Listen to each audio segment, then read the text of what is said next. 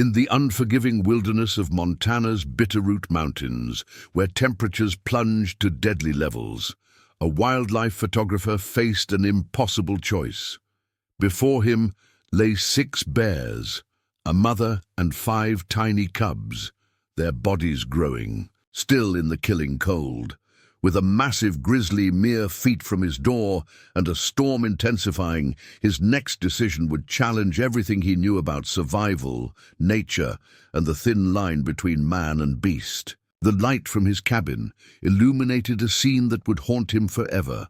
5 cubs, barely the size of housecats, their fur crystallizing with ice, and a mother bear whose desperate eyes held a plea that transcended species.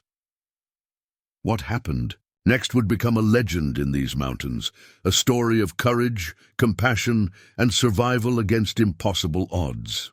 Thomas "Red" Mackenzie squinted through his cabin window at the antique mercury thermometer that had been his faithful companion for 15 years in the Bitterroot Mountains. The red line hovered at 58 degrees below zero, the coldest temperature he'd ever recorded at his remote outpost. Even for Montana in January, this was extreme. The approaching storm system painted the sky an ominous shade of violet gray that made his stomach clench with unease. At 53 years old, Red had thought he'd seen everything these mountains could throw at him. After leaving his cushy job as a National Geographic photographer in Denver, he'd spent the last decade and a half documenting the secret lives of grizzly bears in one of the most isolated regions of the American Northwest. His cabin, perched at 7,000 feet in a hidden valley locals called Ghost Basin, was 3 hours from the nearest town of Hamilton. And that was in good weather. Before we jump back in, tell us where you're tuning in from, and if this story touches you, make sure you're subscribed, because tomorrow I've saved something extra special for you. Now back to the story. Tonight's forecast promised anything but good weather.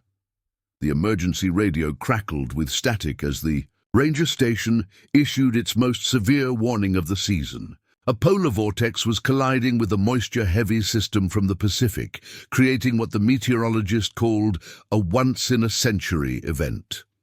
Red had already counted 12 snapped trees in the last hour, their frozen trunks exploding like gunshots in the frigid air. His cabin, a sturdy 2-room structure built from local lodgepole pine, groaned under the assault of winds that had already topped 80 miles per hour. The walls were lined with his life's work, thousands of photographs capturing intimate moments in the lives of the Bitterroot's grizzly population. A mother teaching her cubs to fish in crystal-clear mountain streams. A young male marking his territory against a backdrop of wildflowers.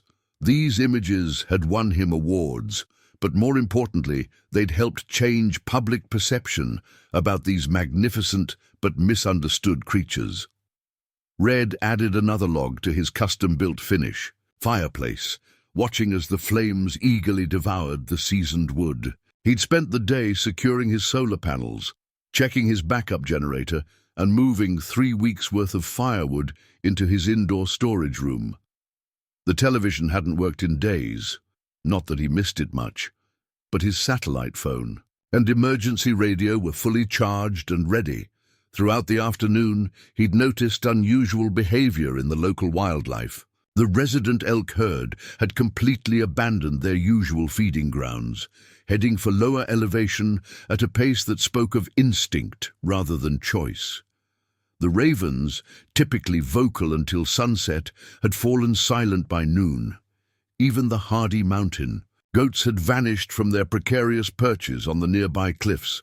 As darkness fell, the temperature continued its relentless descent. The wind chill made -58 feel like -90, and Red knew from experience that at these temperatures exposed skin could freeze in less than 30 seconds. He'd planned to wait out the storm, like he had countless others, but something felt different this time. The air held an electric quality he'd never experienced, making the hair on the back of his neck stand up even inside his well-insulated cabin. His wall of windows, specially designed to withstand the brutal Montana winters while allowing him to photograph wildlife from the warmth of his home, now showed nothing but swirling waves of snow illuminated by his external LED floodlights. The visibility had dropped to zero, transforming the familiar landscape into an alien world of white chaos. Even his closest neighbors, a pair of retired forest rangers living 7 miles down the valley, would be completely unreachable until the storm passed. Red settled into his favorite chair, a battered leather recliner that had been a parting gift from his ex-wife, and began reviewing the day's photographs on his laptop. He'd managed to capture some remarkable shots of a young wolf pack hunting before the storm hit, but his mind kept wandering to the strange feeling of foreboding that had been building since sunrise. The first sign that something extraordinary was about to happen came at exactly 11:47 p.m. Red had dozed off in his chair when a sound cut through the howling wind, a sound that made 15 years of wildlife experience surge to the forefront of his mind. It was a deep, rumbling vocalization that shouldn't exist in January, the distress call of a grizzly bear. He was on his feet instantly, muscle memory taking over as he grabbed his high-powered spotlight from its charging station. The beam cut through his frost-covered windows, barely penetrating the curtain of snow that had reduced the world to a space no larger than his cabin's immediate surroundings. The wind howled with renewed fury, rattling his reinforced windows with such force that for a moment he feared they might shatter. Then he saw them. Through the maelstrom of white, 6 dark shapes materialized like ghosts. The largest was unmistakably a female grizzly, but something was wrong with her gait. Instead of the powerful, confident stride Red had photographed countless times, she moved with the uncertain steps of an exhausted athlete at the end of a marathon. Behind her, 5 tiny forms stumbled through snow that reached well past their shoulders. "Good God," Red whispered, his breath fogging the window. 5 cubs. It was unprecedented. Grizzly bears typically gave birth to 2 or 3 cubs, rarely 4. 5 was almost unheard of, and their size told him they couldn't be more than a few weeks old. They should be nursing in a warm den, not fighting for survival in the worst storm he'd ever witnessed. The mother bear's fur was caked with ice, forming a crystalline armor that caught the light from his spotlight and transformed her into something otherworldly. Steam rose from her nostrils in great plumes as she worked to keep her body temperature up, but Red could see she was losing the battle. The cubs huddled close to her legs, their small bodies shaking violently as the wind threatened to knock them over with each gust. Years of observation had taught Red to read bare body language like a book, and everything about this mother's posture screamed desperation. Her head hung low, conservation of energy taking priority over vigilance. Every few steps, she would stop to gather her cubs closer, trying to shield them from the brutal wind with her massive body. But the cold was winning. Red could see it in the way the cubs' movements grew increasingly uncoordinated. His thermometer had stopped working, the liquid frozen solid in its tube, but the digital readout on his weather station displayed an impossible number, -63 degrees Fahrenheit. With the wind chill, it felt closer to -100. These were temperatures that killed, plain and simple. No living thing could survive long in these conditions, not even a grizzly bear. The family's approach to his cabin wasn't the cautious investigation of a curious bear. It was the last resort of a mother who had run out of options. Through his camera's telephoto lens, Red could see that 2 of the cubs were already showing signs of severe hypothermia. Their movements had become jerky and unnatural, like wind-up toys running down. The 3rd and 4th cubs weren't much better, stumbling more than walking. Only the largest cub, probably the firstborn, still moved. With any semblance of coordination, the mother bear reached Red's front porch, her massive form casting a shadow that swallowed her cubs. Up close, he could see just how dire their situation was. Ice had formed around her eyes, and her breathing was shallow and rapid. Classic signs of hypothermia, even in an animal built for cold. She began pawing weakly at his porch, trying to create some shelter from the wind, but her strength was failing. One of the smallest cubs collapsed. The mother's response was immediate, but frighteningly weak. She nudged the fallen cub with her snout, vocalizing softly, a sound Red had never heard before in all his years studying these animals. It was somewhere between a whimper and a moan, carrying such raw maternal anguish that it made his chest tight. The cub struggled to stand, but couldn't manage it. Within seconds, a second cub went down. Red's hand trembled as he reached for his satellite phone, but he already knew it would be useless.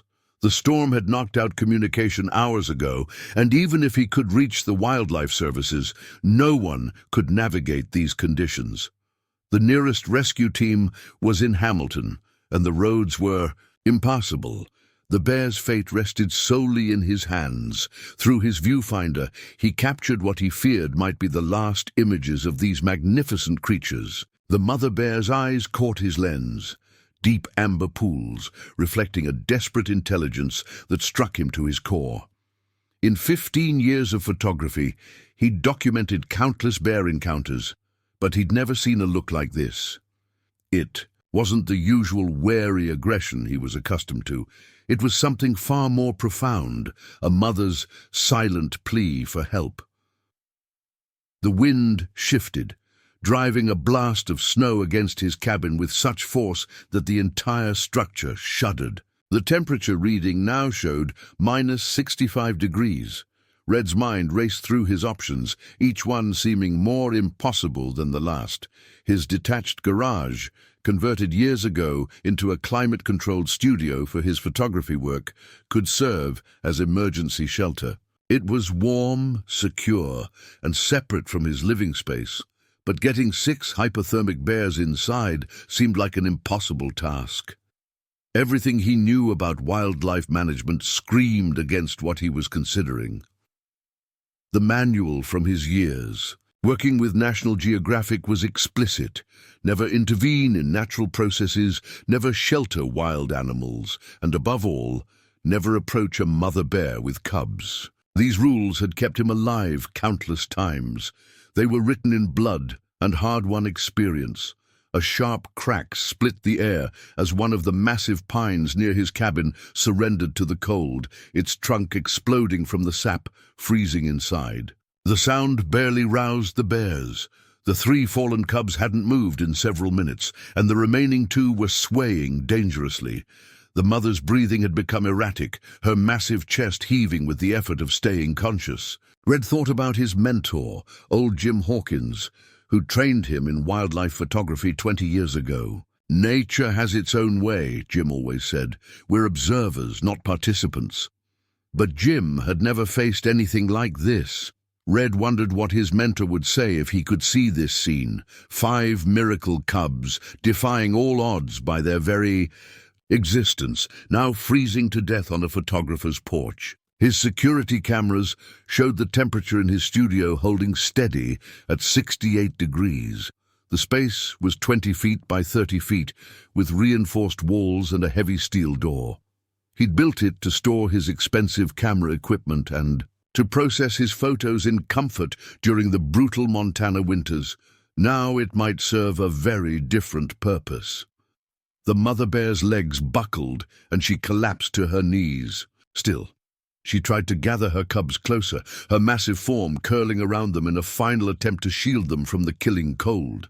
Ice crystals had formed on her eyelashes, and her movements were becoming alarmingly sluggish. Red knew the signs. She was entering the final stages of hypothermia. Moving with deliberate calm, he began his preparations. He grabbed his tranquilizer gun from the gun safe, a tool he kept for emergencies but had never used. He checked the dosage charts in his wildlife management manual, his hands steady now that he'd committed to action. The darts would be useless. In this cold, the drug would freeze before it could enter their bloodstream. This would have to be done without chemical assistance. He pulled on his extreme weather gear, layers of high-tech fabric designed to protect against the worst cold the mountains could deliver. As he dressed, his eyes never left the bears. The cubs were completely still now, small mounds of fur nearly covered by the drifting snow. The mother's eyes remained fixed on his window, tracking his movement with the last of her strength. Red's heart pounded as he double-checked his equipment. The floodlights in his studio were at full power, and he'd cranked the heating system as high as it would go. He'd cleared a path through his equipment, creating a space where the bears could rest without damaging anything valuable. Now came the moment of truth. Red's hand rested on the door handle as he ran through his plan one final time. The studio was 30 feet away, a distance that seemed like miles in these conditions. He'd have to work fast. Exposure at these temperatures could kill him in minutes. More importantly, he'd have to convince a desperate mother bear that he was trying to help, not harm, her family. His security cameras showed the bears from multiple angles. The mother's massive body had stopped shivering, a deadly sign that her core temperature had dropped dangerously low. 4 of the cubs were completely motionless now, barely visible under the growing blanket of snow. Only the largest cub still showed signs of movement, weakly pressing against its mother's fur. "God help me," Red whispered and opened the door. The wind hit him like a physical blow, driving needles of ice through every tiny gap in his protective gear. Even through his goggles, visibility was near zero. The cold was unlike anything he'd ever experienced, an aggressive, living thing that seemed to actively seek out any exposed flesh. He could feel his nose hairs freezing with each breath. The mother bear's head lifted slightly at his appearance, but she made no aggressive move.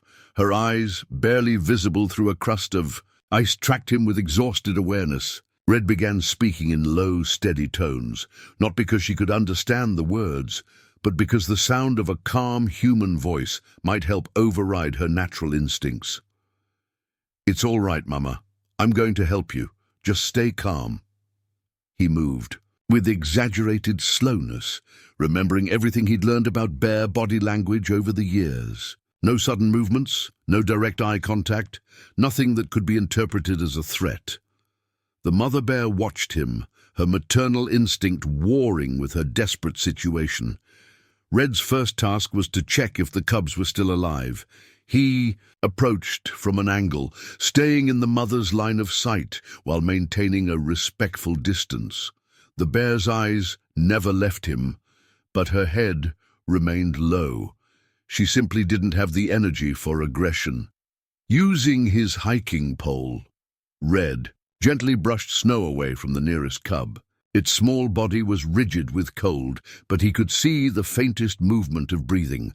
The second and third cubs were in similar condition. The fourth was eerily still, but when Red shone his light directly on its face, its nose twitched slightly. The fifth and largest cub managed a weak whimper. They were alive, barely. The next part would be the most dangerous. Red had brought several emergency blankets, their metallic surfaces designed to reflect body heat, with movements so slow they were barely perceptible. He began spreading the blankets on the snow, creating a path from the porch to the studio door. The wind threatened to tear the blankets away, so he anchored them with his photography sandbags. Each time he drove a stake into the snow, he watched the mother bear carefully. But she seemed to understand he wasn't a threat. Her eyes held a desperate intelligence that made him wonder just how much these creatures comprehended. "That's it, girl. Just a little longer." His voice was growing hoarse from the cold, and his fingers, despite his insulated gloves, were beginning to lose sensation. Preparing and narrating this story took us a lot of time, so if you are enjoying it, subscribe to our channel. It means a lot to us. Now back to the story. He knew he had minutes, not hours, to complete this rescue. The bears had survived this long only because of their massive bodies and thick fur. A human, even in the best cold weather gear, wouldn't last nearly as long. Red's next move would Test everything he knew about bear behavior. He needed to coax this family 30 feet across his yard through his studio door, all while fighting lethal cold and near-zero visibility. One wrong move, one misread signal, and both he and the bears would die in the snow. The mother bear seemed to sense something was happening. Despite her exhaustion, she made a weak attempt to gather her cubs closer. The effort clearly drained. Her last reserves. Her massive head sank back to the snow, her breath coming in shallow gasps. A sharp crack echoed through the storm as another tree succumbed to the cold, this one closer to the cabin. The sound startled Red into action. They were running out of time. He pulled out his secret weapon, a package of dried salmon, part of his emergency supplies. The smell might be enough to motivate the bears if they still had the strength to move. Breaking the salmon into small pieces, he created a trail along the metallic blankets, leading toward the studio door. The wind whipped away most of the scent, but the mother bear's nostrils flared slightly, a sign that her keen sense of smell was still functioning despite her deteriorating condition. "Come on, girl," Red encouraged, his voice barely audible over the howling wind. "You can do this." The largest cub stirred at the smell of food, lifting its head weakly. This movement seemed to trigger something in the mother bear. With trembling muscles, she attempted to stand. Her first try failed, her massive body too weak from cold and exhaustion. On the second attempt, she managed to get her front legs under her, but her back legs remained folded in the snow. Red's hands had gone, completely numb, despite his specialized gloves.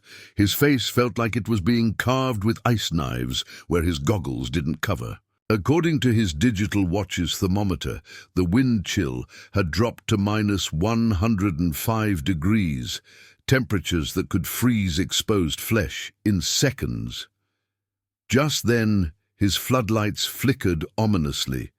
The power grid was failing. Under the strain of the storm, if they lost power now, both the lights and the heating system in the studio would go down. His backup generator would kick in, but there would be a gap of crucial seconds in the darkness. The mother bear finally succeeded in standing, swaying dangerously on her feet. She nosed the nearest cub, trying to rouse it. The small body moved, weakly in response, but couldn't stand.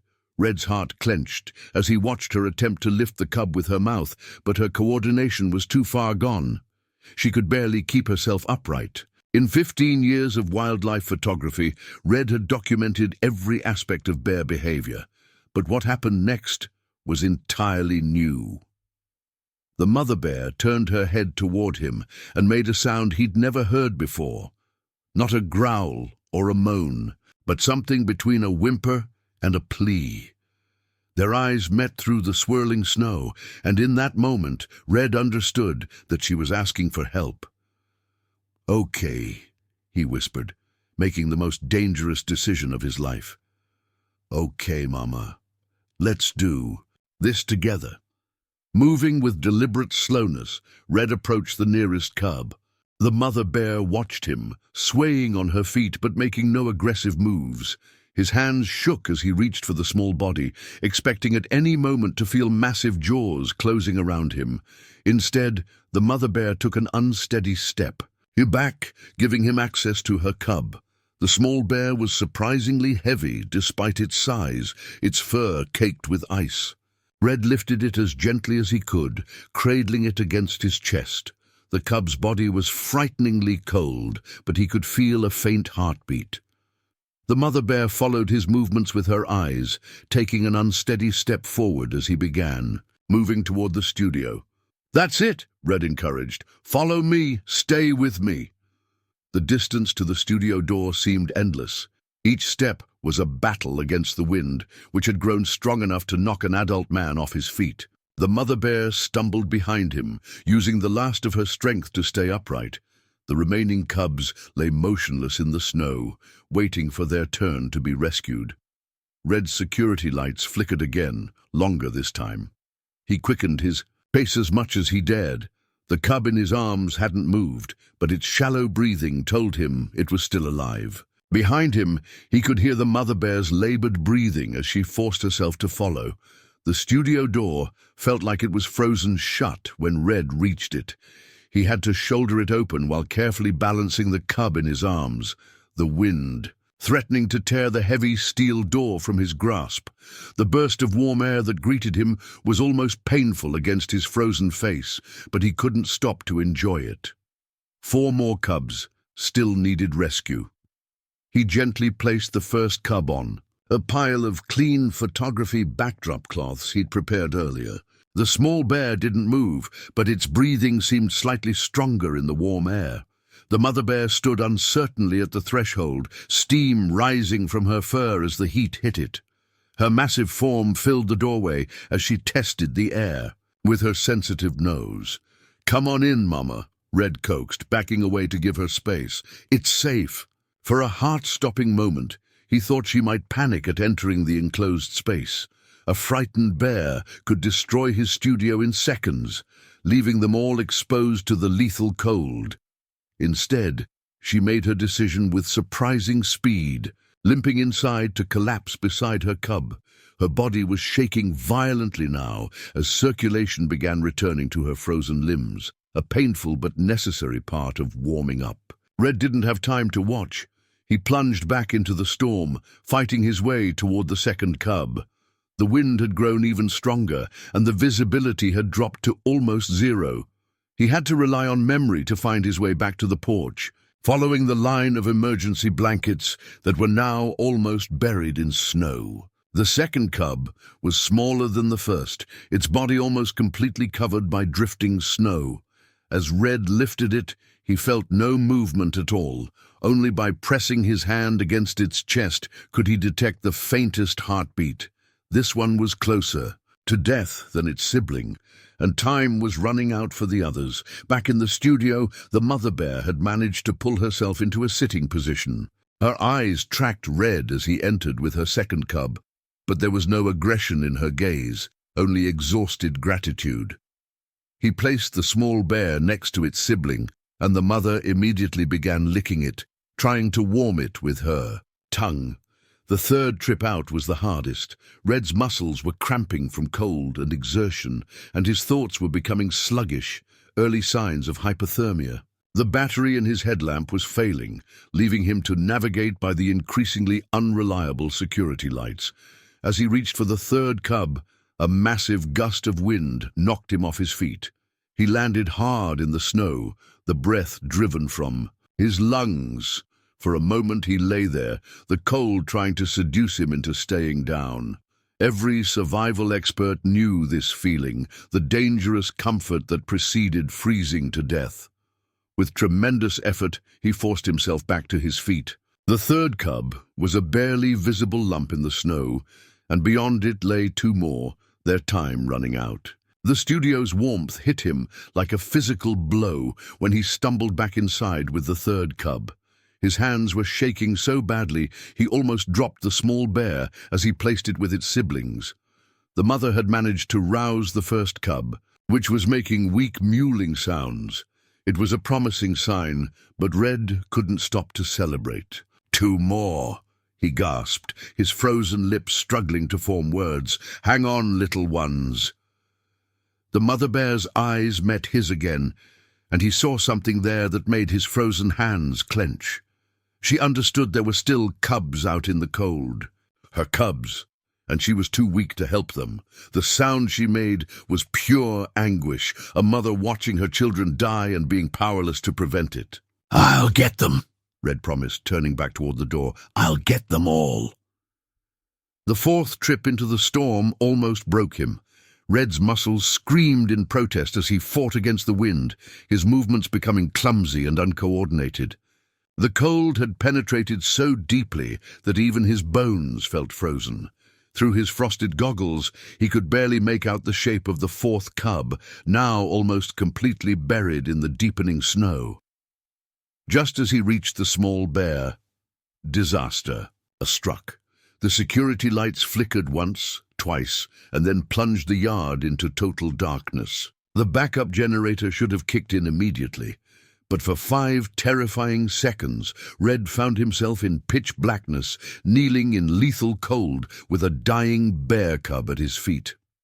When the generator finally hummed to life, the lights revealed a new problem. The wind had shifted, driving the snow horizontally across his yard with such force that his carefully laid path of emergency blankets had disappeared completely. The studio door was now barely visible through the whiteout conditions, its outline ghostly in the restored lighting. Red scooped up the 4th cub, noting with alarm how stiff its small body had become. Unlike its siblings, this one showed no signs of life at all.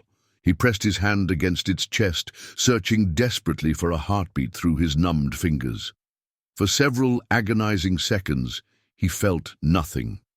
Then, just as despair began to set in, he detected the faintest flutter, a heart still fighting against impossible odds. The journey back to the studio became a nightmare of disorientation and exhaustion.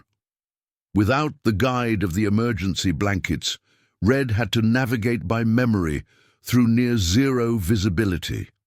The wind seemed determined to drive him off course. Each step a battle against nature itself. The cub in his arms was a dead weight, its body temperature so low that even through his protective gear he could feel the cold seeping into his chest. Twice he stumbled, barely managing to keep his feet and protect the precious cargo in his arms. His own body temperature was dropping dangerously low. He could feel the familiar lethargy creeping in, the false warmth that preceded the final stages of hypothermia. The studio's lights seemed to drift in and out of focus, playing tricks with his increasingly confused mind. When he finally reached the door, his hands were shaking so violently that he couldn't grip the handle. He had to lean his entire body against it, using his shoulder to force it open against the howling wind.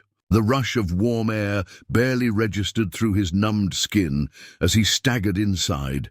The mother bear had managed to fully rouse the first 2 cubs. They were moving weakly but steadily, their small bodies pressed against her for warmth. The 3rd cub was still motionless, but its breathing had grown stronger. Red placed the 4th cub alongside its siblings, his frozen fingers fumbling as he tried to arrange it closer to its mother's warmth. Just one more cub left out in the killing cold. Red turned back toward the door, but his legs buckled. Beneath him, he caught himself against the wall, leaving a trail of frost where his glove scraped the surface. His vision was tunneling, black edges creeping in, clear signs that his body was shutting down. The cold had sapped his strength more than he'd realized, and the previous rescue efforts had pushed him to his absolute limit. The mother bear made a soft sound, not her earlier plea, but something different. Red forced his head up to meet her gaze. In those deep amber eyes he saw both understanding and fear. Understanding that he was failing, that his strength was gone. Fear that her last cub, still out in the storm, would pay the price for human frailty. "No," Red whispered, his voice hoarse with cold and determination. Not while I can. Still stand." Using the wall for support, he pulled himself back to his feet. Each movement sent daggers of pain through his frozen muscles, but he forced himself to take one step, then another. The mother bear watched him, her massive head tracking his movement as he stumbled toward the door. Outside, through the swirling snow, the last cub waited, if it still lived at all. The moment Red stepped back into the storm, he knew something had changed. The wind had shifted again, bringing with it a new sound, a deep, resonant moaning that seemed to come from the earth itself.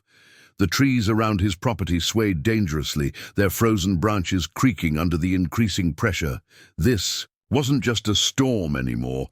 It was turning into something apocalyptic. His headlamp, nearly dead now, barely penetrated the darkness. The backup generator's lights created strange, shifting shadows in the swirling snow, making it almost impossible to distinguish solid objects from wind-carved drifts. Somewhere out there, the last cub was fighting for its life, if it hadn't already lost that fight. Red forced himself forward, pushing against wind that felt solid enough to lean on. His muscles had gone beyond pain into a strange numbness that made every movement feel disconnected from his body. He knew it was a dangerous sign, but he couldn't stop. Not now, not with one cub still out there. The porch, when he finally reached it, was almost unrecognizable. Snow had drifted halfway up the railings, transforming familiar shapes into alien formations. The last cub had been lying near the steps, but there was nothing visible now except smooth white drifts. Red dropped to his knees, beginning to dig with hands he could no longer feel. The first drift yielded nothing, nor did the second. Panic began to set in as he realized the wind might have buried the cub completely, making it impossible to find in these conditions. His movements became frantic, less coordinated, as he threw snow aside with increasing desperation. Each second that passed was another second closer to failure. Then his hand struck something solid.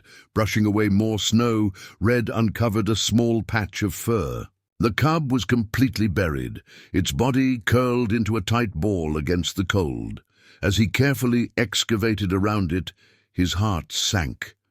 The small bear was utterly still, its fur frozen solid. Tiny icicles formed around its nose and eyes. He couldn't detect any breathing. "No," he whispered, gathering the frigid body into his arms. "Don't you dare. Don't you dare give up now." Standing was almost impossible.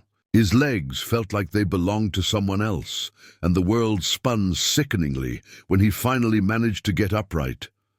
The wind seemed determined to knock him back down, hammering him with chunks of ice that felt like gravel against his exposed skin. The studio lights blurred and doubled in his vision as hypothermia tightened its grip on his mind. He stumbled once, twice, somehow managing to keep his feet and protect the precious bundle in his arms. The cub's body was like ice against his chest, seeping what little warmth he had left through his protective gear. The distance to the studio door seemed to stretch impossibly, the lights refusing to get closer no matter how many steps he took. Red's world narrowed to that single goal, the studio door. Everything else faded away, the pain, the cold, the fear. Each step was a separate battle, each breath a conscious effort. His vision had tunneled so severely that he could only see a few feet ahead. The rushing in his ears had grown so loud it drowned out even the howling wind. When his shoulder finally hit the studio door, the impact barely registered through his numbed nerves. He collapsed inside, the last of his strength, deserting him as the warm air enveloped them both. The cub rolled from his nerveless arms, coming to rest next to its mother. Through blurring vision, Red watched as the mother bear immediately began working on her last cub, licking it vigorously, trying to warm its frozen body.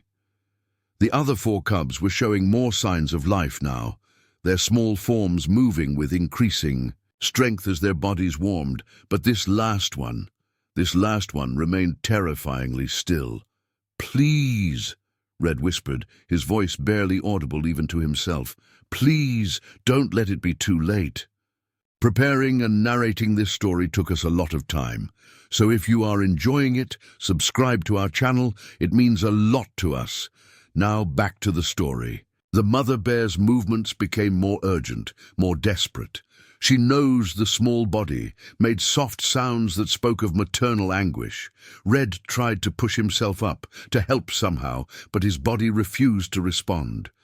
The edges of his vision were growing darker, consciousness slipping away as the toll of repeated exposure to lethal cold finally caught up with him. The last thing he saw before the darkness took him was the mother bear's eyes meeting his once more, and in them a desperate plea for one final miracle.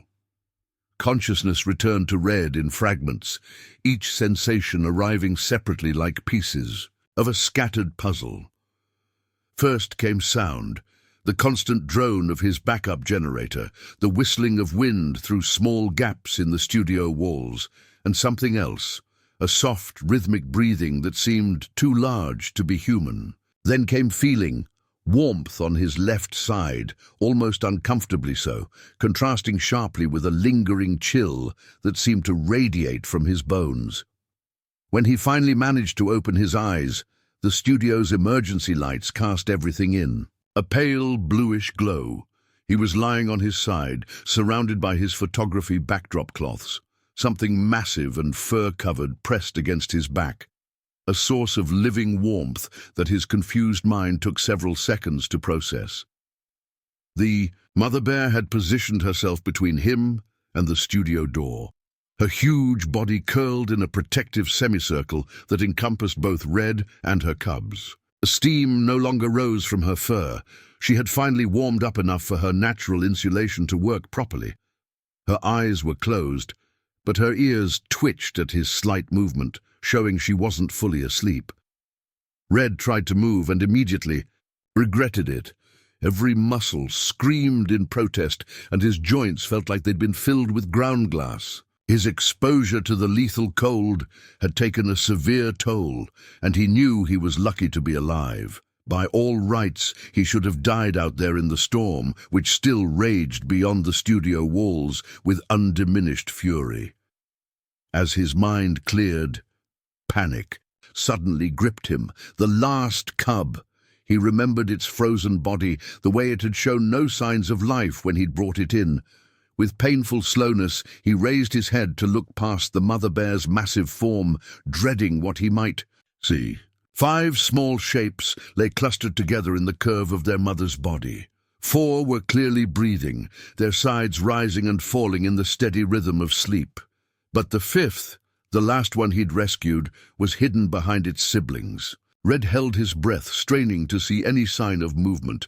Then a tiny head popped up, bright eyes blinking in the emergency lighting. The last cub, the one he'd been certain was dead, was not only alive, but appeared to be the most energetic of the group.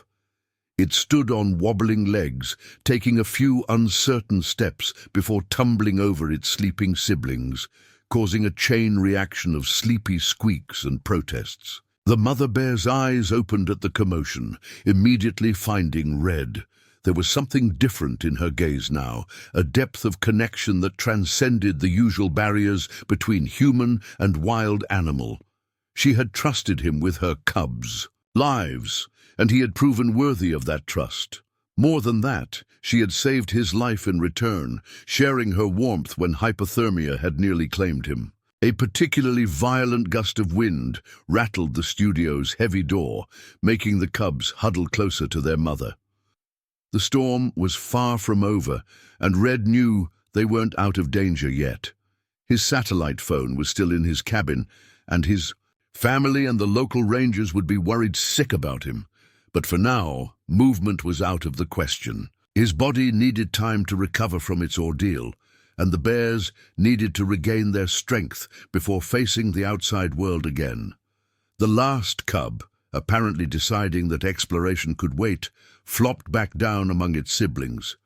The mother bear made a soft chuffing sound, a noise Red had heard before, usually when a mother bear was contentedly watching her cubs play. It was a sound of peace, of safety, of family. Red's technical mind knew he should be documenting this unprecedented behavior. Never in recorded history had a wild grizzly bear shown this level of trust in a human, let alone deliberately shared body heat to save one from freezing. This was the kind of observation that could revolutionize our understanding of bear intelligence and behavior. But his camera lay forgotten in its bag. Some moments, he realized, weren't meant to be captured on film. Some connections went deeper than mere documentation could convey.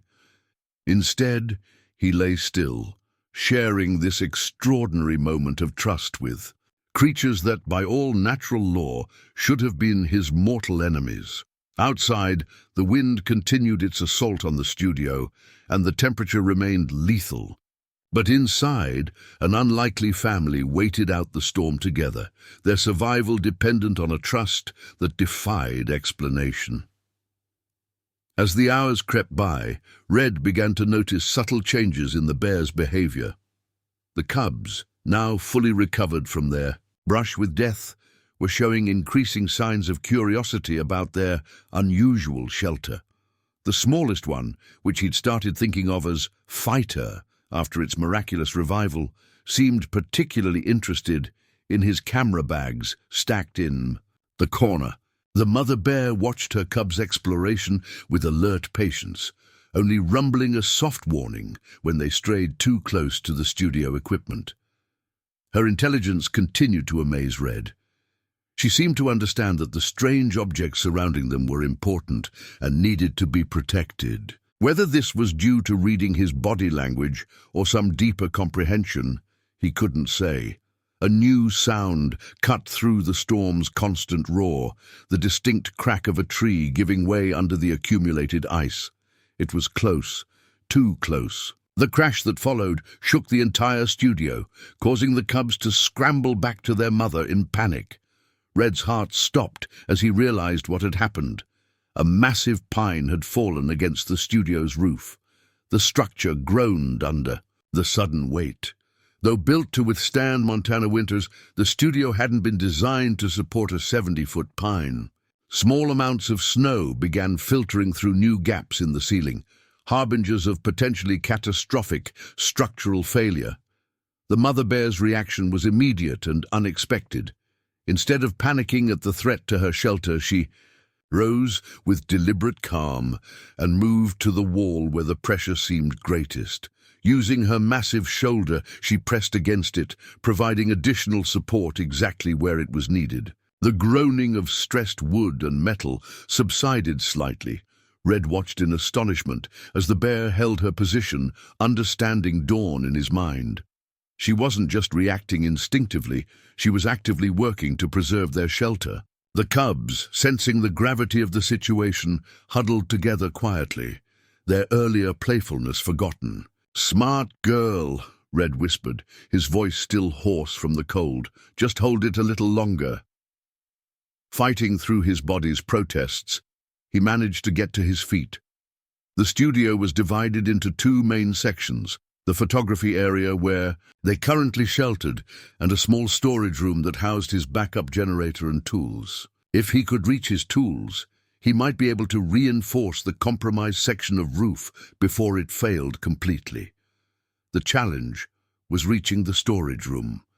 The mother bear's position left just enough space to squeeze past her, but doing so would require him to come within inches of her massive form. Despite their extraordinary bond, she was still a wild grizzly, and her protective instincts could trigger at any moment. Their eyes met in the dim emergency lighting, and Red saw something that made his breath catch. Trust, but also understanding. She knew he was trying to help, just as she was. With infinitesimal movements, she shifted her weight, creating a slightly wider gap between her body and the wall. "Thank you," Red murmured, beginning his careful approach. Moving past her was like walking through the eye of a needle. Her fur brushed against his clothing, and he could feel the incredible heat radiating from her body, smell the wild, musky scent of her coat.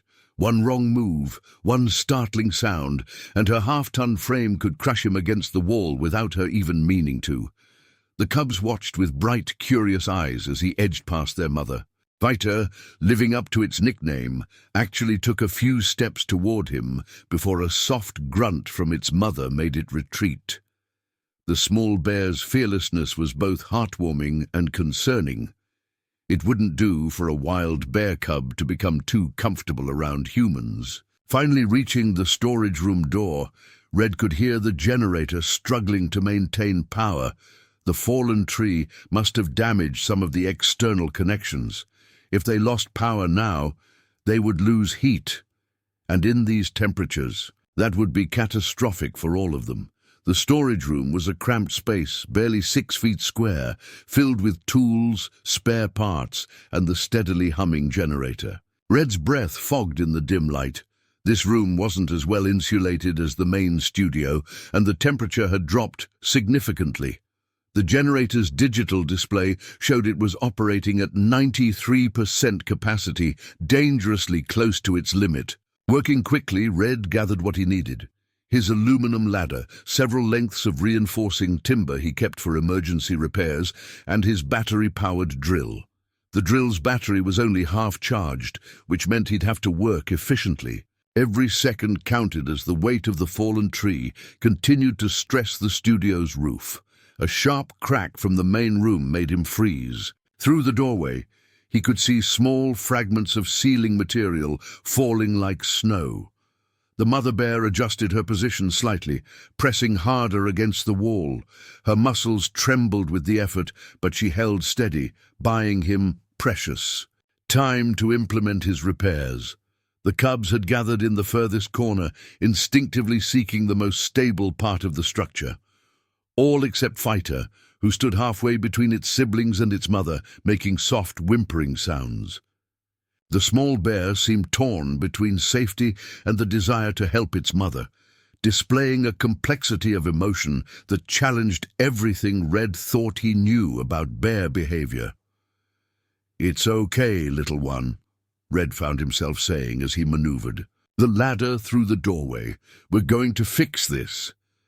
Setting up the ladder was a delicate operation. He needed to position it where the roof damage was worst, which meant asking the mother bear to move slightly. Any wrong step could bring the whole structure down on them or trigger the bear's defensive instincts. "Easy now, Mama," he said softly, approaching her with the ladder. "We need to shift just a bit." The bear's eyes tracked his movement, intelligence evident in her gaze. As he drew closer, she gradually adjusted her position, maintaining pressure on the wall while creating space for the ladder. The coordination between them felt almost supernatural, as if they were operating on some shared wavelength that transcended species barriers. Climbing the ladder with his tools and timber was the next challenge. The mother bear's head was level with his waist when he reached the third rung, putting him in an incredibly vulnerable position. One swipe of her massive paw could end him instantly.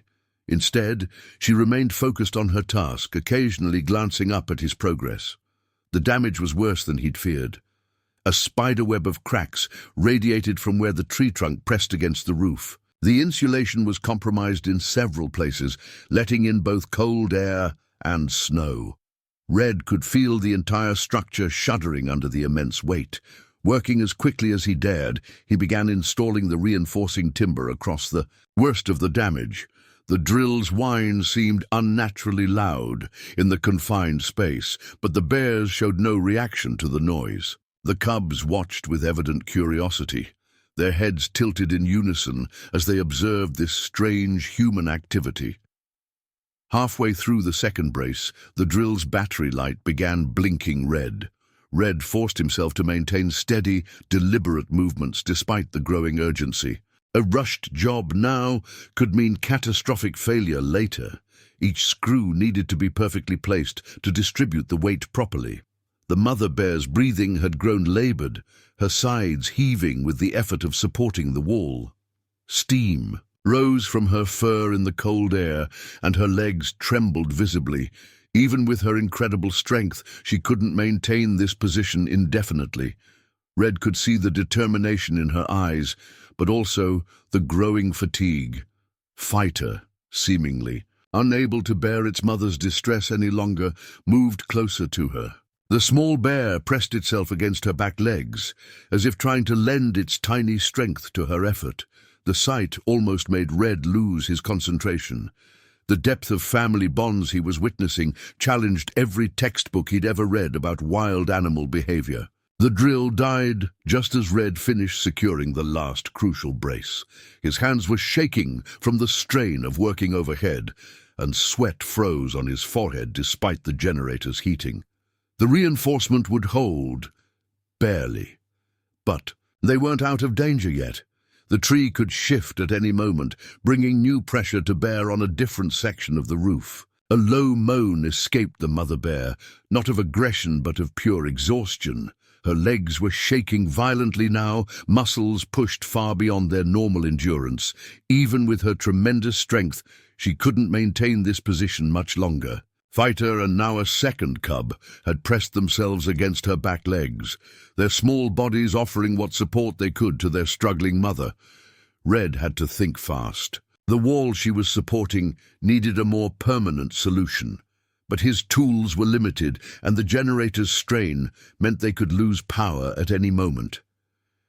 In the main storage room, behind his photography equipment, he remembered a stack of heavy steel tripod stands he used for his largest camera setups. "Hold on, Mama," he whispered, scrambling down the ladder. "Just a little longer." The tripods were built to support hundreds of pounds of gear in extreme conditions. 3 or 4 of them, properly positioned, might be enough to take the pressure off the bear. But reaching them meant moving his expensive camera equipment, and every second counted. As if understanding the urgency, the mother bear made a soft grunting sound. 2 more cubs rushed to join their siblings, pressing against her legs. Now only the smallest cub remained in the corner, watching with wide eyes. The family's coordinated effort to help their mother brought a lump to Red's throat, but he couldn't afford to stop and marvel at it. Moving quickly but carefully, he began shifting his camera gear. Each piece represented thousands of dollars and years of work, but right now they meant nothing compared to the lives at stake. As he worked, he could hear the mother bear's breathing becoming more labored, punctuated by small sounds of distress that tore at his heart. The first tripod was the hardest to position. Red had to slide it into place mere inches from the bear's massive form, setting it at precisely the right angle to support the compromised section of wall. One wrong move could startle her into shifting position, which would bring the whole roof down on them. "Easy," he murmured, working entirely by feel now as he locked the tripod's legs into position. "Easy does it." The mother bear remained perfectly still as the metal stand slid into place beside her, though her eyes tracked every movement. The second tripod was easier, and by the third, Red had established a rhythm. Each one needed to be positioned just so, creating a network of support that would distribute the weight of the fallen tree. Finally, the last tripod was in place. Red stepped back, his heart pounding as he surveyed his work. The mother bear seemed to sense the change, but she maintained her position, unwilling to risk their safety until she was certain it was safe. "Okay, Mama," Red said softly. "Try shifting your weight slowly." With infinite care, the mother bear began to ease back from the wall. The cubs moved with her, maintaining their supportive position against her legs. For one terrible moment, the studio filled with the groaning of stressed metal and wood. Then the sound subsided as the tripods took the load. Holding steady against the pressure, the mother bear took 2 more careful steps back, then collapsed onto her side, her sides heaving with exhaustion. The cubs immediately swarmed around her, nuzzling and licking her face with obvious concern. Fighter positioned itself protectively between its mother and the wall, its small form puffed up as if daring the structure to threaten its family again. Red's own exhaustion hit him like a physical blow as the adrenaline began to fade. His muscles trembled from the strain of the repair work, and the lingering effects of his earlier hypothermia made every movement feel like he was moving through molasses. The generator's strained humming seemed louder now, a constant reminder that their shelter remained precarious. Moving carefully around the bears, he made his way back to the storage room to check the generator's readings. The digital display showed 97% capacity, even higher than before. The fallen tree must have damaged something in the power system, forcing the generator to work harder to maintain the studio's heat. At this rate, they had maybe 6 hours of power left, and the storm showed no signs of weakening. A soft whimper drew his attention back to the main room. The mother bear was trying to stand, her legs buckling under her weight. The cubs circled her anxiously, making distressed sounds as their usually strong mother struggled. Red could see the problem immediately. Her muscles had seized up from the prolonged strain of supporting the wall, and the cold that had seeped in through the damaged roof wasn't helping. Without thinking about the potential danger, Red grabbed his emergency medical kit. Years of wildlife photography had taught him to always carry basic veterinary supplies, though he'd never imagined using them on a full-grown grizzly. The mother bear watched him approach, her eyes showing pain, but no fear as he knelt beside her massive form. "Let's see if we can help those muscles, Mama," he said softly, pulling out a tube of warming liniment. The medicine was meant for horses, but the principle should be the same. The real question was whether she would allow him to touch her. Fighter made the decision for them. The small bear approached Red with surprising confidence, sniffing curiously at the medical kit. Its mother made no move to call it back, seeming to understand that Red was trying to help. Taking this as permission, Red slowly reached out toward the mother bear's shoulder, telegraphing his movements clearly. The moment his hand touched her fur, time seemed to stop. He was touching a wild grizzly bear, something that should have meant instant death. Instead, she remained still, watching him with those intelligent eyes as he began to work the liniment into her seized muscles. Her fur was coarser than he'd expected, with a dense underlayer that explained how these creatures survived Montana winters. As he worked, Red found himself talking softly, explaining what he was doing just as he would to a human patient. "This will warm up the muscles, help with the cramping, might sting a little at first, but it should help." The mother bear's breathing gradually steadied, and he could feel some of the tension leaving her powerful frame. The cubs watched this unprecedented interaction with fascinating reactions. Preparing and narrating this story took us a lot of time, so if you are enjoying it, subscribe to our channel. It means a lot to us. Now back to the story. Vita stayed closest, occasionally reaching out to pat Red's knee with a tiny paw. Two others huddled together, making soft, chirping sounds that seemed almost like conversation. The fourth cub kept a watchful eye on the damaged wall, while the smallest one had actually fallen asleep against its mother's back. Outside, the storm had evolved into something that sounded more like a living entity than a weather event. The wind's howl had taken on an almost vocal quality, as if the very air was protesting the unnatural shelter these natural enemies had found together. The damaged roof creaked ominously, but the tripods held steady, their metal legs locked in. Silent defiance of nature's fury. As he worked on the bear's shoulders, Red's scientific mind tried to process what was happening. Everything he knew about grizzly bear behavior told him this was impossible. Wild bears didn't trust humans completely, didn't allow themselves to be vulnerable, certainly didn't accept medical treatment. Yet here they were, defying every rule and instinct that should have kept them mortal enemies. The warming liniment had helped the mother bear regain some mobility, but it had also highlighted a new problem. The massive bear was showing signs of dehydration. Her nose was dry, and her eyes had a slightly sunken appearance. The cubs, too, were becoming restless, their small mouths working in the way that suggested thirst. They needed water, and soon. Red's emergency supplies in the studio included only 2 gallons of drinking water, barely enough for himself. The bears would need much more, especially the nursing mother. His main water supply was in the cabin, but reaching it meant crossing 30 feet of lethal storm. The temperature outside had dropped even further, the digital display now showing 70 degrees below zero. The mother bear seemed to sense his concern. She raised her head, nostrils working as she scented the air.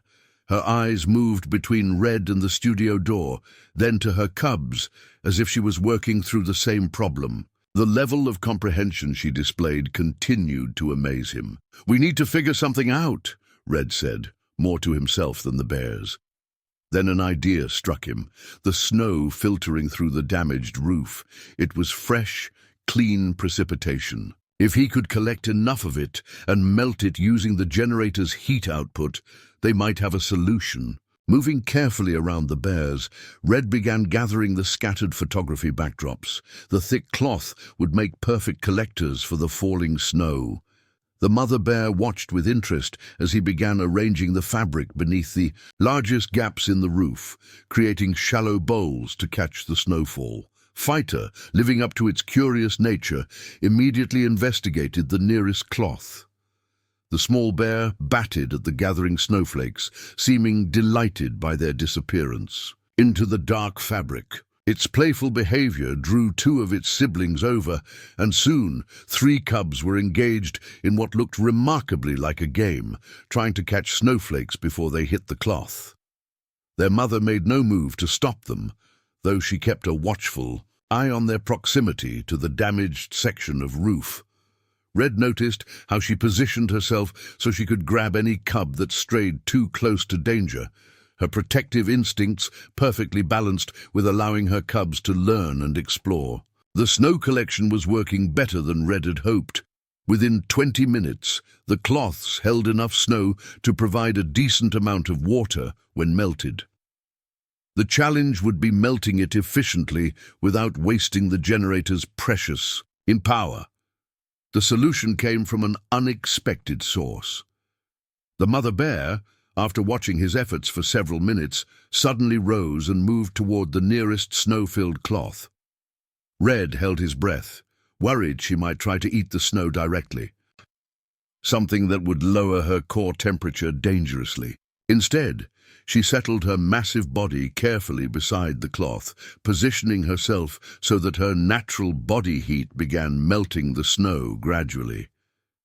"You brilliant girl," Red whispered, understanding dawning. The bear's high body temperature, necessary for survival in Montana winters, created a perfect natural snow-melting system. As if to demonstrate her understanding further, she used one massive paw to carefully pull the cloth closer, creating a shallow depression where the melted snow could collect. The cubs, picking up on their mother's behavior, abandoned their game and gathered around the makeshift water bowl. They waited patiently as the snow melted, occasionally looking to their mother for permission. Only when she made a soft grunting sound did they begin to drink, taking turns with a level of cooperation that defied conventional understanding of bear behavior. Red quickly arranged the other snow-filled cloths near the mother bear's massive form, maximizing the use of her body heat.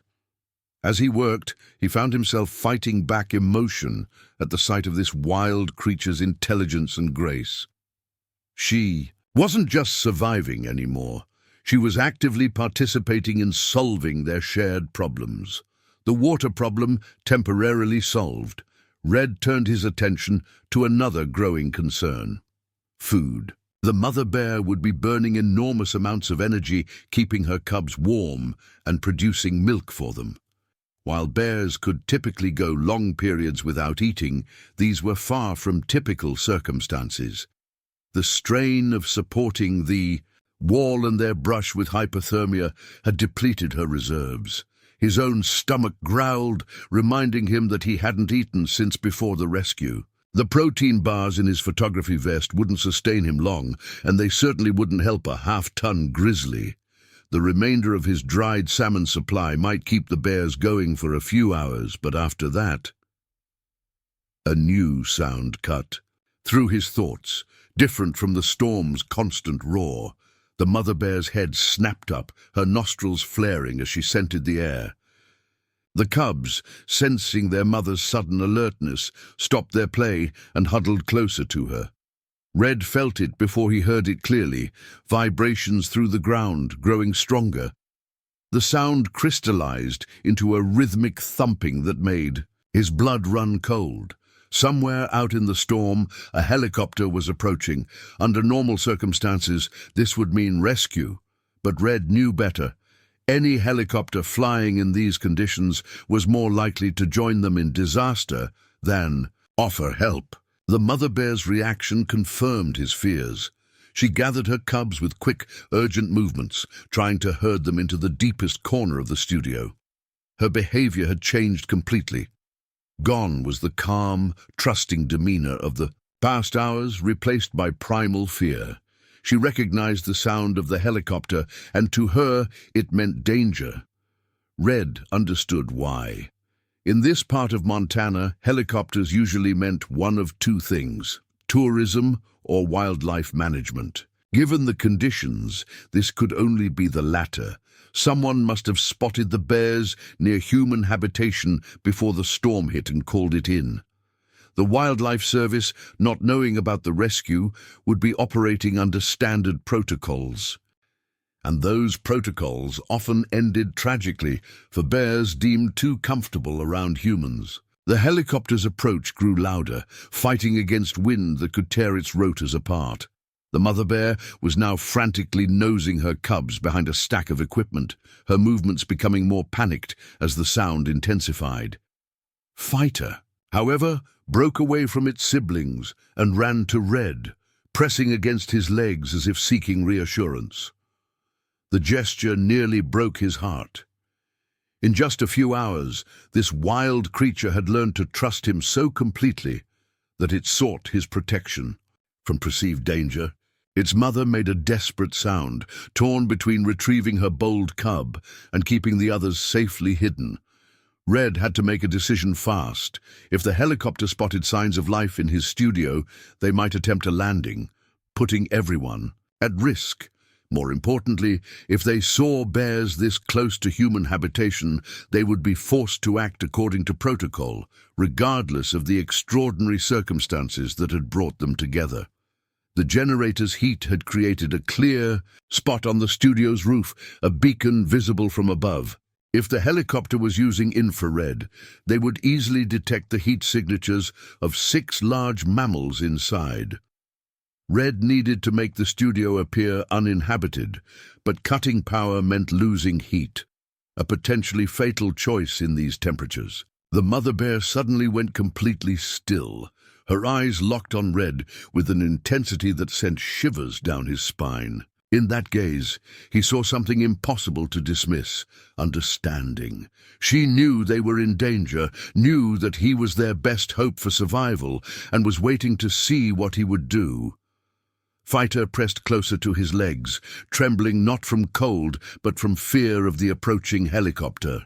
The other cubs whimpered softly from their hiding place, their small voices nearly lost in the growing roar from above. The mother bear remained frozen, every muscle tense, watching Red with unwavering trust. Red's decision crystallized in an instant. Moving with urgent purpose, he began implementing a desperate plan. First, he had to make the studio appear abandoned and damaged beyond use. The fallen tree provided perfect cover. If he could convince the helicopter crew that the building was completely compromised, they might move on without investigating. "Stay quiet," he whispered to the bears, knowing they couldn't understand. The words, but hoping his calm tone would help. The mother bear remained still, only her eyes moving as she tracked his movements. Fighter had to be gently nudged back toward its family, the small bear reluctant to leave Red's side even in this crisis. Working quickly, Red shut down the generator, plunging the studio into near darkness. The sudden loss of heat was immediate and shocking, but it was their only chance. Next, he used his emergency flashlight to gather every insulating material. He could find photography backdrops, equipment bags, even the padding from his camera cases. These he began arranging around the bears, creating a nest of improvised insulation. The helicopter was now directly overhead, its downdraft adding to the storm's fury. The studio's damaged roof groaned under the additional pressure, and small fragments of ceiling material rained down around them. Red's repair job with the tripods creaked but held steady. Through gaps in the roof, he could see the aircraft's searchlight cutting through the snow, sweeping back and forth across his property. The mother bear had gathered all 5 cubs close, her massive body curled around them protectively. The small bears huddled together, their faces buried in their mother's fur to muffle their distressed sounds. Even Fighter, usually the boldest, had tucked itself completely out of sight. Only the mother's eyes remained visible in the darkness, reflecting tiny points of light from Red's flashlight. Red continued working frantically, using the last of the emergency blankets to cover the bears completely. The metallic surface of the blankets would help mask their heat signatures from any infrared equipment the helicopter might be using. His own body heat was another concern. He needed to appear as cold as the surrounding building to avoid detection. The solution came to him as he heard the helicopter beginning to circle lower. Moving carefully in the dark, Red made his way to the damaged section of roof. Snow had accumulated in drifts where the ceiling was compromised, creating banks of powder that would serve his purpose perfectly. Taking a deep breath, he deliberately pressed himself into the snow, allowing it to cover most of his body. The cold hit him like a physical blow, threatening to reawaken the hypothermia he'd so recently escaped. Every survival instinct screamed at him to move, to seek warmth, but he forced himself to remain still. Through a small gap in the snow, he could see the helicopter's searchlight making another pass, this time focusing more intently on the studio. Voices carried faintly through the storm. The helicopter crew was attempting to communicate with someone. Red strained to hear over the roar of the rotors and wind, catching fragments that confirmed his fears. Bear tracks leading to an heat signature fading. They were specifically looking for the bears. The mother bear remained absolutely still under her covering of emergency blankets, seeming to understand the need for complete silence. Even when another section of ceiling came loose, showering them with snow and debris, she didn't move. Her cubs, following their mother's example, maintained their silence despite their obvious fear. Minutes stretched like hours as the helicopter continued its inspection. The cold was becoming unbearable. Red could no longer feel his extremities, and his thoughts were growing dangerously sluggish. But moving now would doom them all. He focused on the mother bear's eyes, still visible in the darkness, drawing strength from her unwavering trust in him. The helicopter's sound gradually faded into the storm's roar, but Red forced himself to remain motionless for several more minutes. In his years of wildlife photography, he'd learned that second passes were common. Searchers often circled back hoping to catch movement they'd missed on the first sweep. Only when he was certain the aircraft was truly gone did he allow himself to move. The effort nearly proved too much. His muscles, stiff from cold and inactivity, initially refused to respond. The snow covering him had partly melted and refrozen, literally icing him to the floor. Each movement brought fresh pain as frozen clothing pulled at his skin. His thoughts came sluggishly, a dangerous sign that hypothermia was setting in again. A soft whimper from the bear's direction gave him the motivation he needed.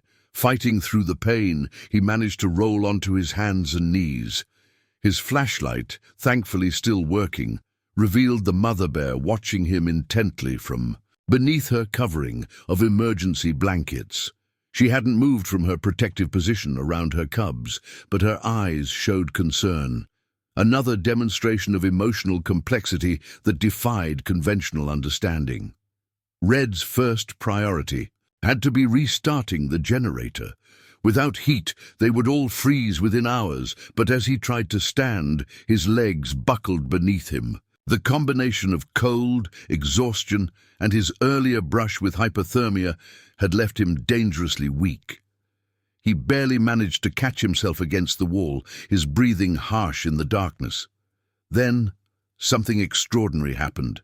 The mother bear emerged from her nest of blankets and moved toward him with deliberate care. Her cubs, exposed to the cold, huddled closer together, but made no sound of distress at their mother's departure. Red watched, barely breathing, as the massive grizzly approached him. With infinite gentleness, she pressed her massive body against his legs, providing both warmth and support. The message was clear. She was offering to help him walk, just as he had helped her earlier when her muscles were cramping. The level of reciprocal understanding she displayed was unprecedented in wild animal behavior. Using the bear's broad shoulder for balance, Red managed to stay upright. Together, they made their way slowly toward the generator. Fighter, seeing its mother helping the human, broke away from its siblings to join them. The small bear positioned itself on Red's other side, its tiny form pressing supportively against his leg. Reaching the generator was only the first challenge. Red's hands shook violently as he tried to restart the machine, his fingers so numb he could barely grip the controls. The mother bear watched anxiously, seeming to understand that their survival depended on this mysterious human machine. When Red dropped the starter cord for the third time, she made a soft sound of distress. "Almost got it," Red managed through chattering teeth. "Just need to..." His fourth attempt failed as badly as the previous three. Black spots danced at the edges of his vision. He was running out of time. The cold was winning, threatening to shut down his body completely. The mother bear's warmth against his side was the only thing keeping him conscious, but even that wouldn't be enough if they couldn't restore heat to the studio. Fighter, watching Red's struggles, suddenly darted forward. Before Red could react, the small bear had gripped the generator's starter cord in its teeth and pulled. The cord slipped free with surprising force, spinning the generator's flywheel faster than Red's weakened arms could manage. The engine coughed once, twice, then roared to life. Warm air began flowing from the generator's vents, but Red knew they weren't safe yet. The helicopter's departure had bought them time, but at a terrible cost. The loss of heat, however brief, had set them back drastically in their battle against the cold. And now they faced a new problem. The generator's fuel gauge showed less than a quarter tank remaining. The generator's steady hum filled the studio as heat gradually returned, but Red's mind was racing through calculations that grew more dire with each passing minute. At current consumption rates, they had maybe 3 hours of fuel left. His main fuel supply was stored in the cabin's basement, might as well have been on the moon, given the current conditions. The mother bear sensed his anxiety. She had returned to her cubs once the generator started, but her eyes remained fixed on Red as he checked and rechecked the fuel gauge. The small bears were already showing signs of recovery from their brief exposure to the cold, their natural resilience helping them bounce back quickly. Red, however, wasn't faring as well. His hands wouldn't stop shaking, and the simple act of standing required intense concentration. The multiple exposures to extreme cold had taken a cumulative toll on his body. Even in the gradually warming studio, he couldn't seem to generate enough body heat. His survival training told him he was in serious trouble. Without intervention, his core temperature would continue to drop despite the external warmth. The mother bear watched as he stumbled again, this time catching himself against the generator. She made a soft sound, different from her previous vocalizations, almost like a command. To Red's amazement, all 5 cubs immediately responded, moving with purpose toward him. Led by Fighter, they surrounded him and began pressing their warm bodies against his legs and feet. Their mother rose and approached, her intention clear. Red understood what she was offering, the same survival technique she used with her cubs, sharing body heat to fight off the cold. But this was different from their earlier cooperation. This would require a level of trust that went against every natural instinct both species possessed. Preparing and narrating this story took us a lot of time. So if you are enjoying it, subscribe to our channel. It means a lot to us. Now back to the story. "Okay," he whispered, his voice trembling from cold and emotion. "Okay, Mama. I trust you." Slowly, carefully, the mother bear lay down beside him, creating a space between her massive form and the studio wall. Her cubs maintained their positions, around his legs, their small bodies radiating surprising heat. Red gradually lowered himself to the floor, every movement monitored by the mother bear's watchful eyes. As he settled against her side, the bear's enormous body heat began to seep through his frozen clothes. The cubs rearranged themselves, creating a living blanket across his legs and feet. Fighter, true to form, claimed the spot nearest his chest, its small head resting trustingly on his arm. The warmth was incredible, but more extraordinary was the level of coordination the bears displayed. They shifted positions occasionally, ensuring even heat distribution, moving with an intelligence that seemed almost human. The mother bear's breathing fell into a steady rhythm, her massive heart beating strong and sure against Red's back. But even as his body slowly began to warm, Red couldn't escape the knowledge that they were living on borrowed time. The generator's fuel gauge continued its inexorable descent, each minute bringing them closer to crisis. Without power, the studio would quickly become a frozen tomb, regardless of their shared body heat. Through the damaged roof, Red could see the storm showing no signs of weakening. If anything, it had intensified, the wind reaching new levels of ferocity. The trees beyond the studio groaned under their growing burden of ice, each crack and snap a reminder of nature's raw power. The bear's den, wherever it was, had likely been destroyed by now, explaining why they had been desperate enough to seek human shelter in the first place. Vitus stirred against his chest, making a soft chirping sound that its siblings echoed. The mother bear rumbled in response, a deep vibration Red could feel through his whole body. They were talking to each other, he realized, communicating in ways that science had barely begun to understand. He was witnessing and participating in something unprecedented in human-animal interaction, even as the clock ticked down on their survival. The shared warmth of the bears had helped stabilize Red's condition, but it had also cleared his mind enough to face their stark reality. The generator's fuel gauge now showed less than 2 hours of power remaining. Outside, the temperature had dropped to 75 below zero, cold enough to freeze exposed flesh in seconds. The 30 feet between the studio and his cabin might as well have been 30 miles. The mother bear must have sensed his growing tension.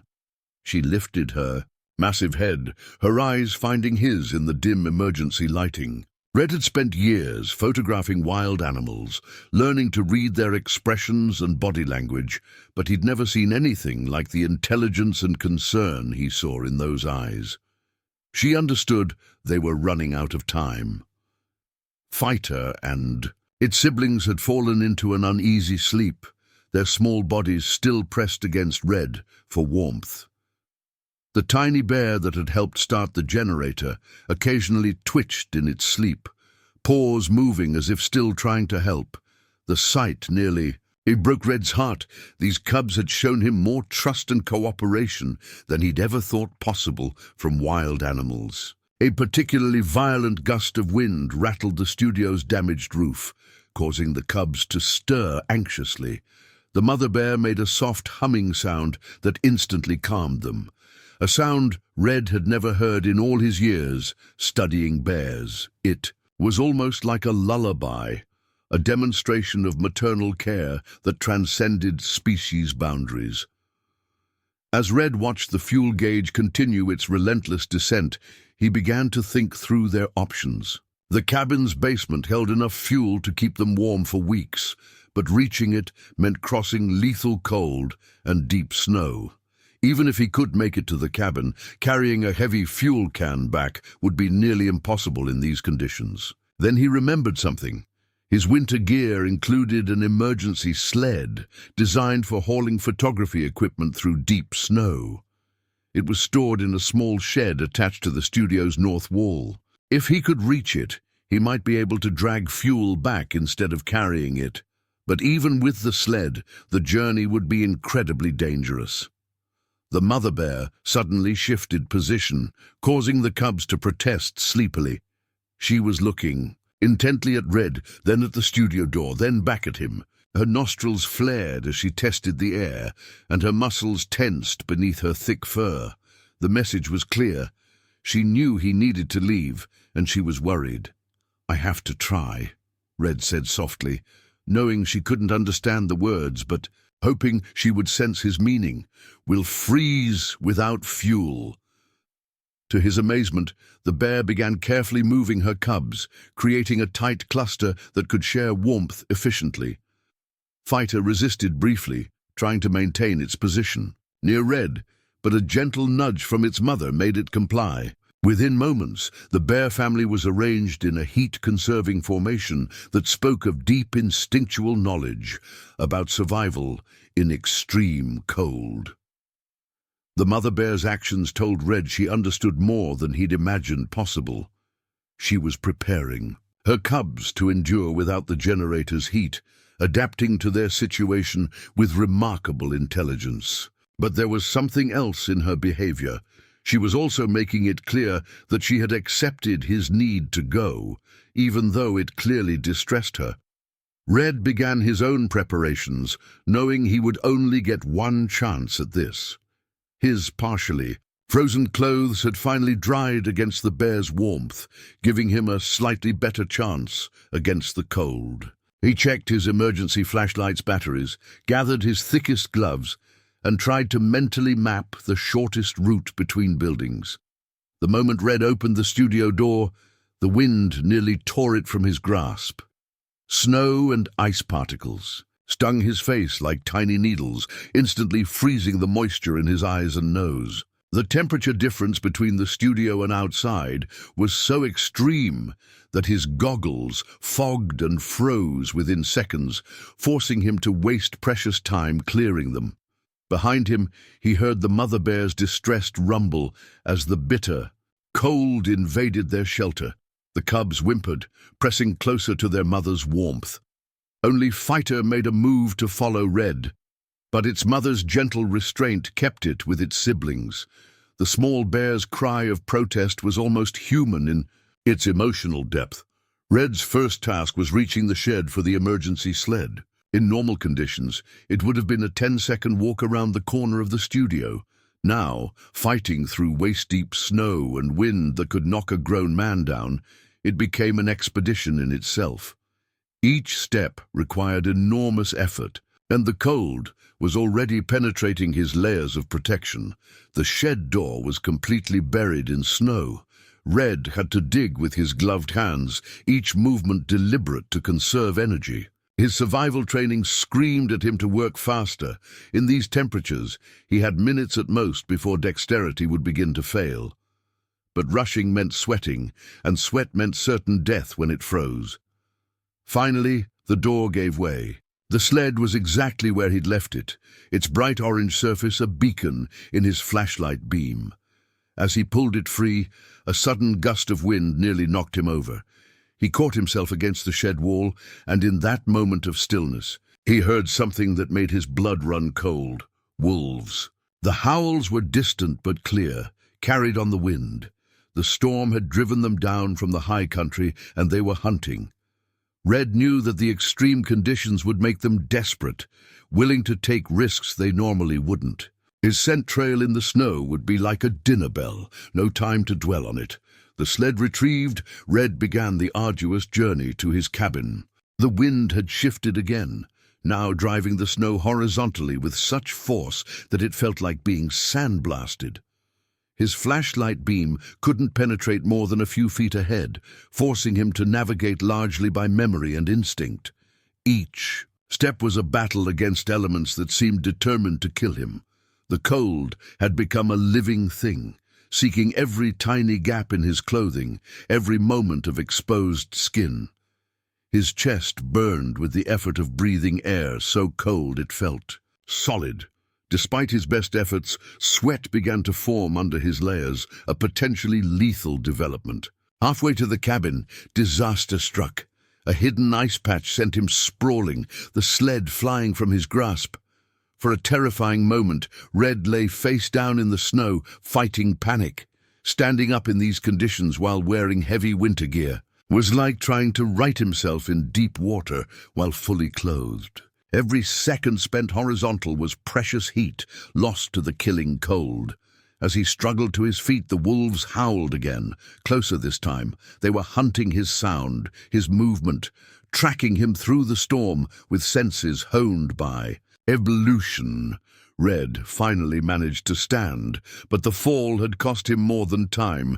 His right glove had filled with snow during the fall, and his hand was rapidly losing feeling. The cabin's outline finally emerged from the whiteout, a darker shadow in a world of swirling white. Red's movements were becoming clumsy, coordination failing as his core temperature dropped.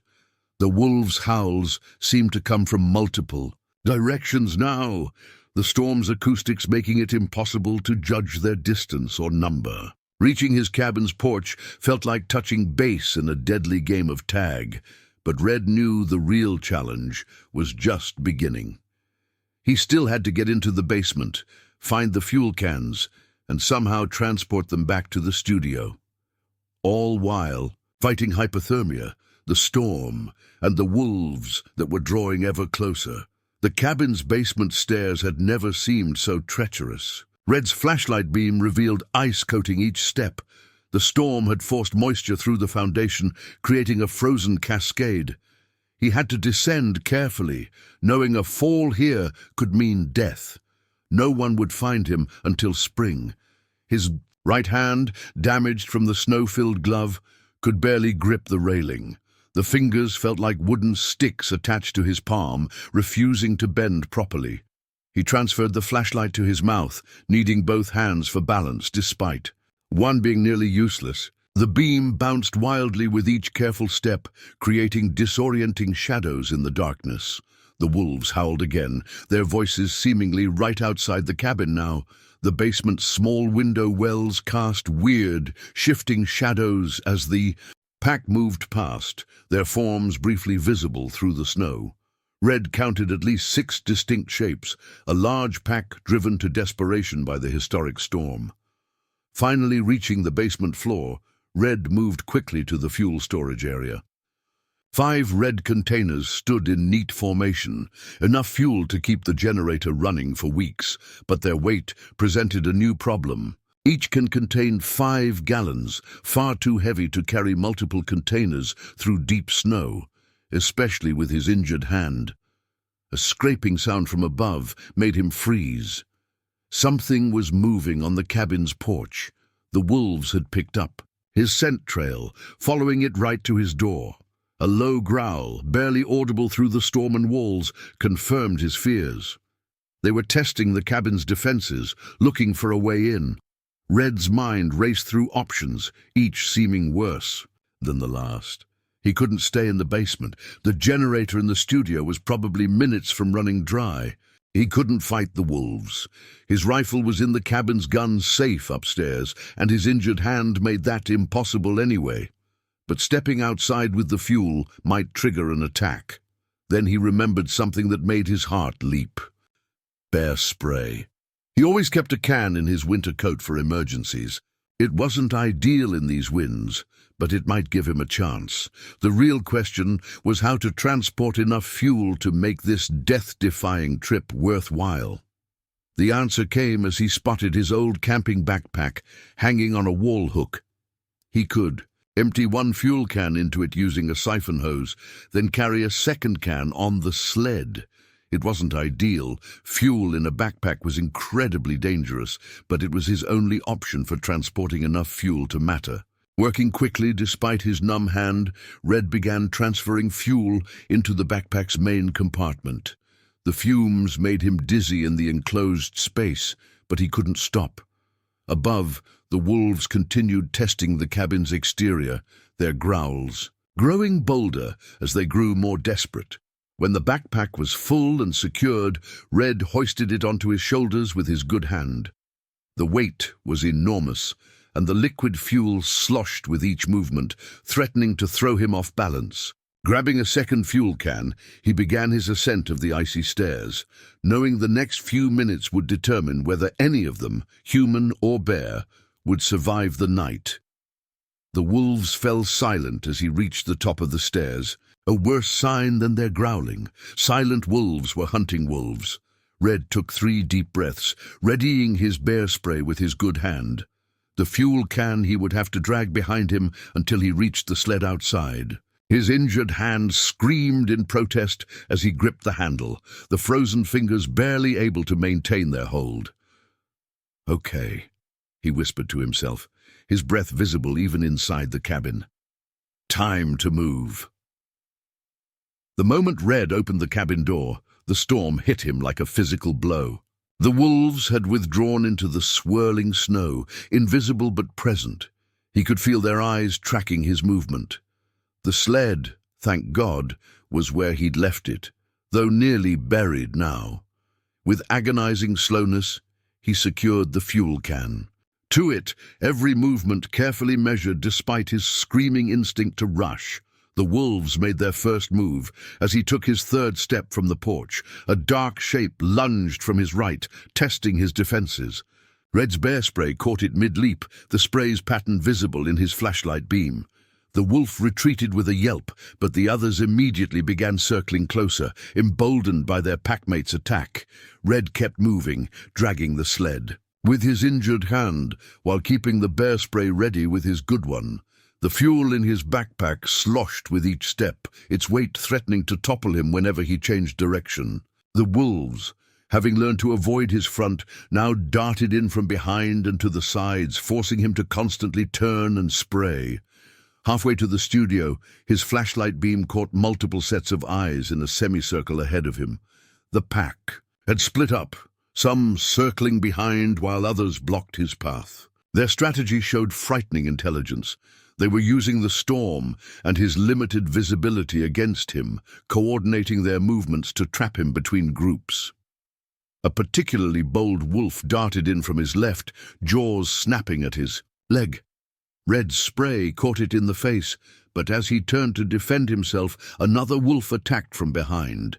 He felt teeth graze his calf, catching his snow pants but not penetrating to flesh. The fuel can rattled on the sled as he spun, nearly losing his balance. Then the generator died. The studio's external lights, which had been providing crucial additional visibility, went dark. Preparing and narrating this story took us a lot of time. So if you are enjoying it, subscribe to our channel. It means a lot to us. Now back to the story. In the sudden blackness, Red heard the wolves moving closer, their confidence growing. His flashlight beam seemed pathetically weak against the darkness and swirling snow. He could make out at least 8 sets of eyes now, glowing in the reflected light. A strange sound cut through the storm, not the wolves, something else. A deep, rumbling growl that made the wolves pause in their advance.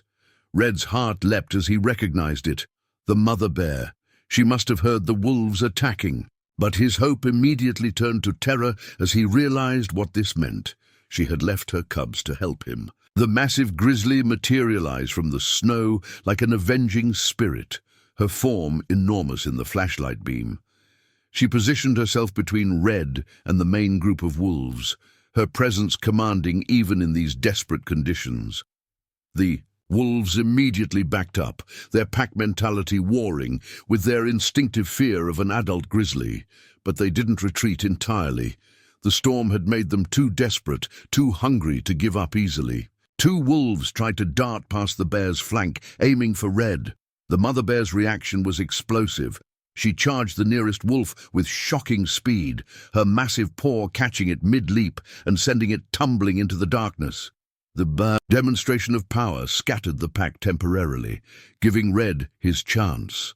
With the mother bear providing cover, he began moving toward the studio again, every step a battle against exhaustion and cold. The bear kept pace with him, turning occasionally to roar at wolves that ventured too close. They were almost to the studio when the pack made its final coordinated attack. Wolves charged from multiple directions at once, hoping to overwhelm their defenses through sheer numbers. The mother bear rose to her full height, her roar drowning out even the storm's howl. Red sprayed his remaining bear spray in a wide arc, creating a burning chemical barrier between them and their attackers. The studio door burst open as Red and the mother bear made their final push to safety. The wolves, though bloodied and demoralized, made one last desperate attempt to prevent their prey's escape. Red practically fell inside, dragging the precious fuel with him. The mother bear backed in after him, her massive form filling the doorway. As she faced down the pack one final time, her roar of defiance echoed through the darkness, a sound of such primal power that even the storm seemed to pause. The wolves finally retreated, their shadows dissolving into the swirling snow. Red managed to shut and secure the door with trembling hands, then immediately turned his attention to the cubs. In the beam of his flashlight, he could see all five huddled together where their mother had left them, maintaining their heat-sharing. In formation perfectly. Even Fighter, usually so independent, had stayed put, but there was no time to marvel at their discipline. The studio's temperature was dropping rapidly without the generator's heat. Red's fingers, especially on his injured hand, could barely grip the fuel can as he began refilling the generator's tank. The mother bear paced anxiously behind him, dividing her attention between checking her cubs and watching his progress. The generator coughed once, twice, then roared back to life. Warm air began flowing from the vents, and Red finally allowed himself to feel the full impact of what had just happened. His legs gave out, and he slid down the wall to sit on the floor, his whole body shaking with exhaustion and delayed shock. The mother bear immediately began checking her cubs, nosing each one carefully to ensure they were unharmed. The small bears came alive under her attention, chirping and squeaking their relief at her return. Fighter broke ranks first, bounding over to Red and pressing against his legs, its small body trembling with emotion. To Red's amazement, the mother bear didn't call Fighter back. Instead, she gathered her other cubs and moved closer to him, settling her massive form nearby. Her eyes met his, and in them he saw something extraordinary, not just trust or gratitude, but a recognition of kinship. They had fought together, protected each other, their usual roles of wild and human dissolving in the face of shared survival. As warmth returned to the studio, Red began treating his injuries. His right hand was in bad shape, the fingers showing early signs of frostbite. As he wrapped it in warm compresses, he found himself talking softly to the bears, explaining what he was doing. The mother bear watched intently, occasionally making soft sounds that her cubs answered, as if they were discussing his treatment. The storm raged on outside, but its fury seemed diminished now. They had enough fuel to last several days.